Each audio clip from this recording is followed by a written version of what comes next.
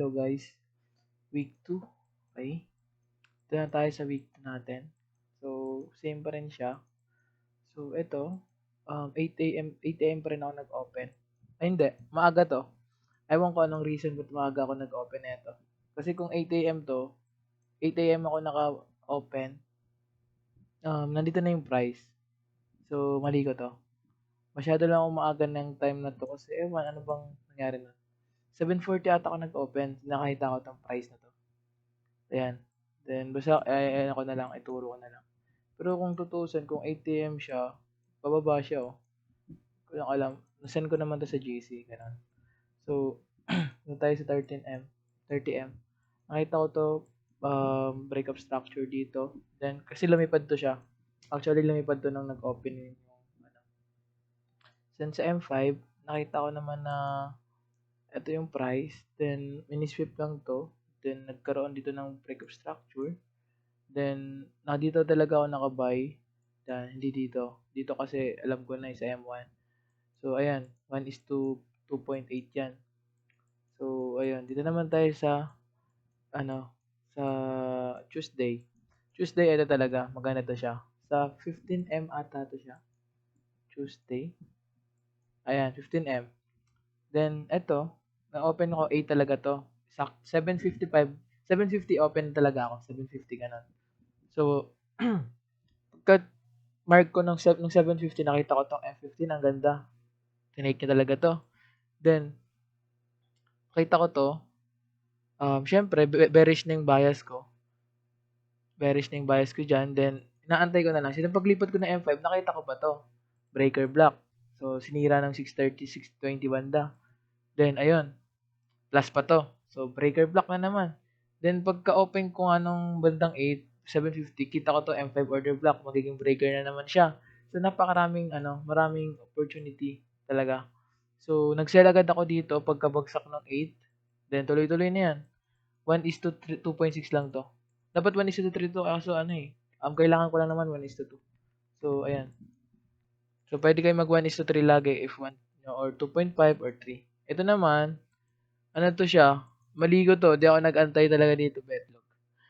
Agad ako dito, nag-assume na itong M5 order block.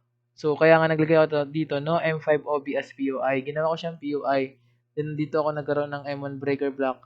Then, dito ako nag-sell. So, talo talaga tayo doon. Dapat M15, M30 yung natin, tulad dito, M15. So, di kaya sa M15 o M5. Kung sa M5 man, dapat yung mga breakup structure lang, hindi yung OB. Yung mga OB sa M5, dapat yung mga magiging breaker block. Hindi siya yung magiging order block na susundan mo na order block, mag-sell ka doon. Hindi, dapat magiging breaker block lang siya. So, dapat inantay ko tong sweep na to. Kung inantay ko to, 9 na rin. So, hindi na rin ako masyado nag-trade nun. So, wala rin akong trade nito kung sakali. So, mistake ko to. Sinama ko na lang din sa video na to yung mali ko para yun na rin yung review ko ng losses. Kasi every Sunday dapat nagre-review ako. So, Saturday pa lang nag-review na ako. Pero kaya bukas kasi may gagawin ako.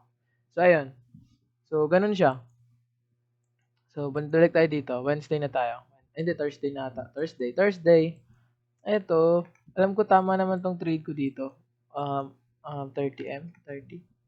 Ayan, 30 minutes. May siya. Eto, kita ko na to. Ito yun. Then, pero bakit? Okay, gets. Wala kasi ito nung una. Ang nangyari, teka, hindi ko matandaan. Tahik. Hindi ko matandaan ba't ko ito tinirade. Wala ka. Okay, gets. Ito kasi, itong part na to,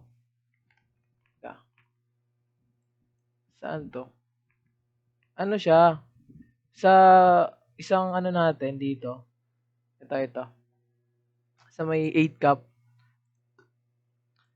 Meron ditong order block. So, minark ko siya. Then, So, 8 mag-8 na kasi. Then, kailangan ko na may entry point na ako. Then, nakita ko rin kasi itong M15 order block na to.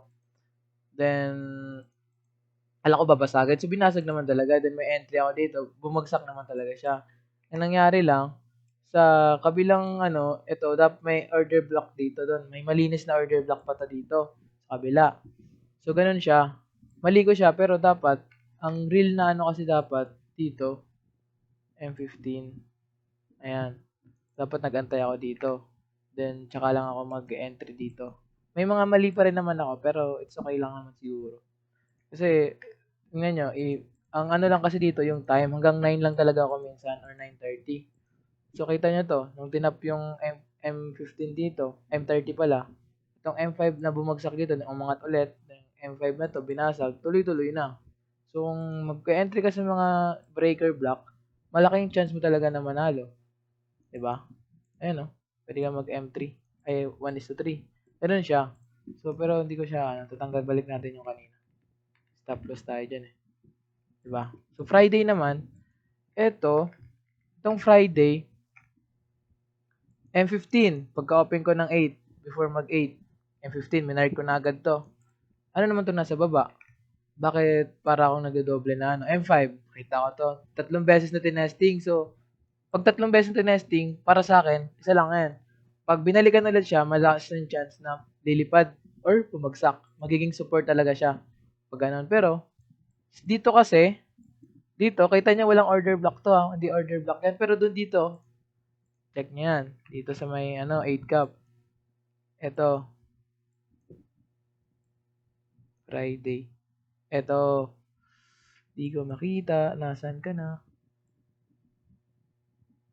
Ayun, ito. Order block yun siya. Ito yun, no, M15. Ito yung M15 doon, di ba? Magkaiba sila ng itsura. Pero parehas lang yan. So, yung dito, ayan, no? Wala, hindi siya M15, no? Hindi siya M15 order block.